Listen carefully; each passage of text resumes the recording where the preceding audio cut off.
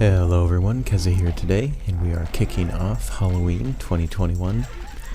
This has always been one of the most popular events on UO Renaissance. I'm just going to go over some of the basics of Halloween here. I've seen a lot of people with questions about basically how it functions, and I guess I don't really have a video dedicated just to that, so I have many old Halloween videos showing various types of gameplay. This one, what you're seeing here, is the Night of Horrors event. It's a very old event. It happens maybe 20 times during Halloween. It's timed out, hosted by the admin Telemon, Chris. He kicks them off at various times, usually posts on the website. But I'll be going over more of the Night of Horrors event at the end of the video. If you're a new player and you want to do something involving Halloween but you're still in young status, there are areas in Aklo that have some holiday spawn. These areas will have no gates to City of the Dead. They'll have no auto-drop statues or auto-drop holiday coin, meaning you could kill these things all day and nothing will go directly to your pack. So these are specifically designed for young players to just experience some of the holiday monsters, the easier ones of course, and get some holiday coin. Not very much. I tried it with my naturalist character and got a whopping 2 holiday coins after a little over an hour. So don't expect a whole lot there, but if you want to get something started, you can go there. There's a few locations around Aklo you can find. If you're past young status and ready to leave the island of Aklo, you can head out to one of the many graveyards around the map. They have the Halloween spawn going during this time of year. Kill enough of them and you'll get these gray gates that get you to the City of the Dead. This is also called Night of Horrors 2. It's kind of a updated feature from I think 3, maybe 4 years ago now. Anyways, you go in there, there is a 25-minute timer and a 5 control slot limit, meaning you cannot take the typical 8 control slot of pets. You can take like your dragon or mare or 5 Ostards like you see here. And there is that 25-minute timer. Yeah, so basically just get as much loot as you can within this time. The City of the Dead is a huge area. There are 6 bosses around it that if all of them are killed, you get the main boss, which is the overlord for the zone. And he is very difficult. He has 2 pet dragons that really mess you up and your tames. So a lot going on there. I'm not going to make a full explanation on that because I haven't even seen the Overlord yet this year. But anyways, that's kind of the brief rundown. I got into it this time around, as you see, with a group I randomly met at the graveyard. And that happens a lot. You'll just be farming a graveyard and you might see a bunch of other blues and everyone's trying to get into City of the Dead, so you guys usually just share whatever gray gate pops up first to get in there. Just, get what you can and then get out. In this case, we happened to kill 2 bosses while we were there. Killing the main bosses will get you multiple holiday coins if you do enough damage to them. And then if you're the main killer on the mini bosses like the Spectral Kraken or the Pirate Windfinders, you will get 1 holiday coin each for those kills. And there is a point system you can see up at where the timer is. But the points, they're not really compared to other people or scored.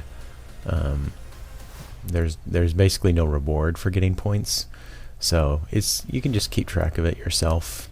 Just kind of figure out like I did good this run versus that run. I don't know. I've found the points over the years to be less and less useful. I was very excited about it the first year because I thought there might be something with it, but nah.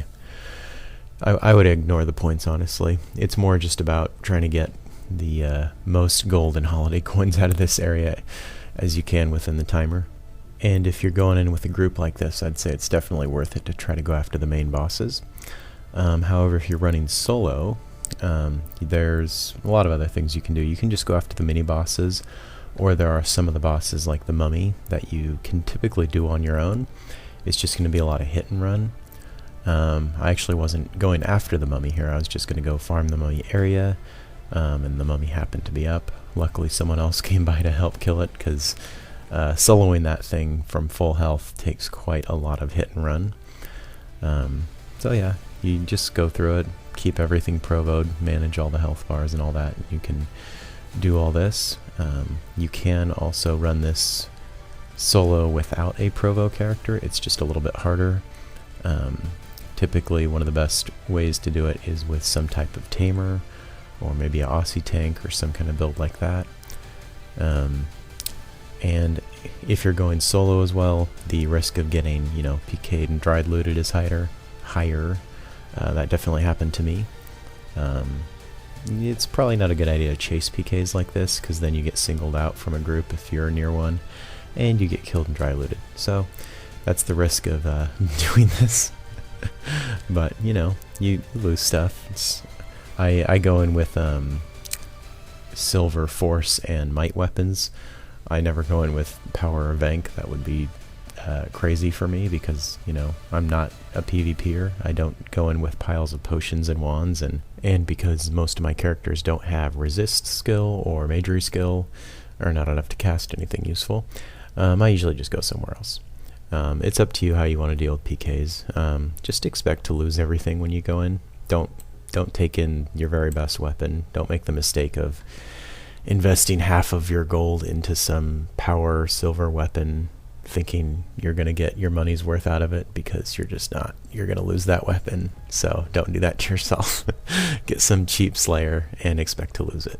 There is also a new way to gain holiday coin in the City of the Dead this year, which is the Rogue's Treasure Crypt. It is a new addition. You can get access if you can figure out how to get in. There is some secret doors with a special way to open, and I'm not really going to show you much of that area. Basically, you're going to have to go in there with a rogue character and stay hidden, or you will get killed. And don't even try to go in there with pets or anything, because they'll get destroyed too. So yeah, if you have a rogue type character and you like lockpicking and removing traps and doing all that fun stuff while staying hidden, that's a fun place for you to get some holiday coin. And one final tip for the City of the Dead: don't keep all your holiday coin in one stack. There are thieves that will run through here or randomly just appear behind you and taking your entire stack of a holiday coin. To avoid that, you can use lockboxes, or you can do what I do, which is keep all your holiday coin in separate little stacks. It's a lot more difficult for thieves to get the whole lot from you, because as soon as they steal from you, you can start attacking them. So yeah, I just separate it out into these little piles, and then once you exit the instance, you can of course restack it all and figure out how much you got, or you can use the counters like I have on the side to show how much coin you're holding of a certain type. Anyways, that is about it for City of the Dead. Now, moving on, back to the Night of Horrors event. What I'm going to be showing here is a full recording of my first run of Night of Horrors this year. And I'm running at 10 times speed, so it's just going to go real fast. You start out, of course, with nothing on you, go to the various places depending on what kind of build you have.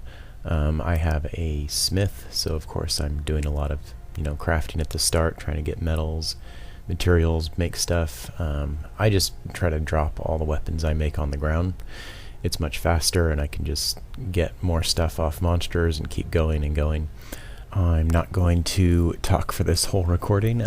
Basically the boss order is the Mummy, the Black Knight, or the Mummy, the Queen of the Damned, the Black Knight, Frankenstein, the Necro and the Dragon, and then you go down to the Undead Captain John, and then up to the bank for the Vampire Lord, and then you go to the main boss, which is in Lord British's castle.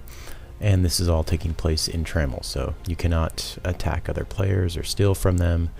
Yeah, that's pretty much it. Just go out, have fun with it.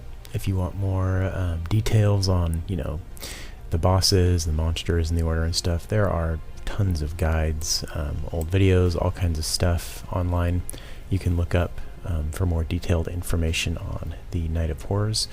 But it's pretty straightforward. You just kill a whole bunch of stuff, have fun with it. There's no real risk of death or anything like that, so it is an awesome minigame. I hope you guys enjoyed watching this video, and if you have any comments or questions, feel free to leave them. I hope you enjoy watching.